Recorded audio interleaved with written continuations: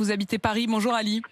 Oui, bonjour Madame Apolline, comment allez-vous? Eh ben, je vais très bien et vous? Bonne année Ali. Beaucoup de santé surtout, je dirais. Mais surtout, on se dit vraiment cette année... Bonne année, c'est pas sûr. C'est pas sûr, mais si au moins il y a la santé, ce sera déjà pas mal.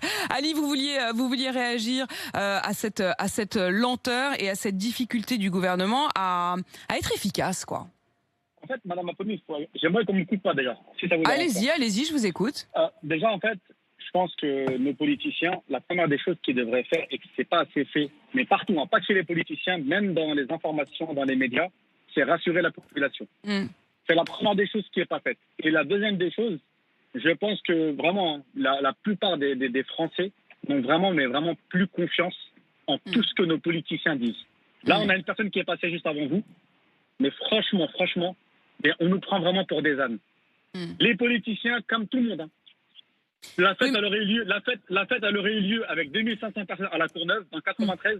Je pense pas qu'on se serait mis à la sortie d'un rond-point pour contrôler chaque personne une voiture par une voiture. Ils auraient été plus contrôlés, vous pensez, Ali? Mais c'est même pas, ils auraient été contrôlés. On vous aurait envoyé des équipes pour matraquer les gens. Moi, je vous le dis. C'est juste que là, on nous prend pour des imbéciles. Pareil pour ce qui se passe par rapport au vaccin. On nous trouve un vaccin en 2 mois, comme si on avait trouvé une boisson. Et on veut nous faire boire ça. Mais la première des choses qu'ils devraient faire, c'est déjà tous les politiciens se faire vacciner.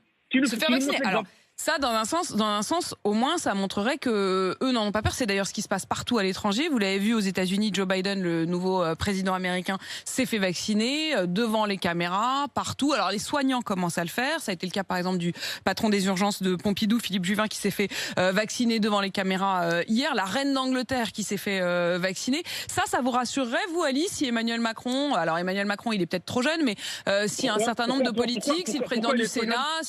Parce qu'il est trop jeune. Il est trop jeune par rapport... Ah non, Ali, je vous laisse, mais par contre, moi aussi, il faut que je puisse parler. Ça marche comme ça, quand même. Non, parce que juste qu'on puisse dialoguer. Quand je dis qu'il est trop jeune, c'est pas il est trop jeune dans l'absolu, c'est par rapport aux priorités qui sont données, ou alors ce serait faire une exception pour lui. Peut-être que vous le souhaiteriez, mais peut-être que vous seriez aussi le premier à dire « Ah bah pourquoi lui, il a une exception et pas les autres ?» Quand je dis qu'il est trop jeune, c'est qu'il n'a pas 50 ans, même pour les soignants, c'est les plus de 50 ans. C'est ça que je veux dire. En fait, Madame Apolline, là, c'est pas une question de priorité. C'est une question de... On nous ramène un vaccin, donc personne n'est rassuré. Et je pense que, comme vous parlez de priorité, le cher président, quand même, c'est le monsieur numéro 1 du pays. C'est le chef du pays. Il était malade il y a même pas quelques semaines. Le vaccin, il était là. La première des choses qu'il aurait dû montrer à tous les Français en direct, c'est voilà, moi, je suis tombé malade, pour vous rassurer. Parce que les gars, je pense qu'ils se sont tous vaccinés. Si vraiment quelqu'un est en train de mourir, je pense pas qu'il va dire aux gens je vais me sauver. Il va le faire même en cachette. La première des choses, quand un des maires de Nice, je crois que c'est le maire de Nice, quand il a eu le Covid, tout de suite, il a pris la chloroquine ou je sais pas quoi. Ouais. Christian Estrosi. Donc, il faut qu'on arrête. Donc, moi, je pense que la première des choses qu'il devrait faire, et comme vous l'avez dit, les autres pays l'ont montré, c'est les gens qui nous gouvernent, déjà, quand ils nous parlent, ils ne prennent pas pour des imbéciles.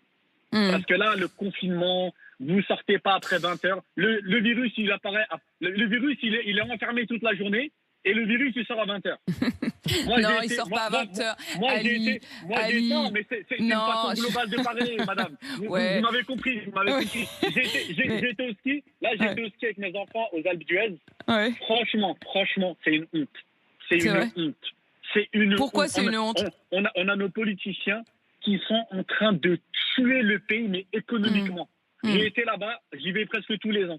On a des remontées mécaniques, on a des gens super sympas. D'ailleurs, je passe un petit peu au Corse là-bas. Et qui se retrouvent effectivement comme les restaurateurs. On pense à eux qui se retrouvent chaque matin avec une journée vide. Merci beaucoup, Ali. Merci, Ali, d'être venu témoigner ce matin sur RMC. Et très belle année à vous.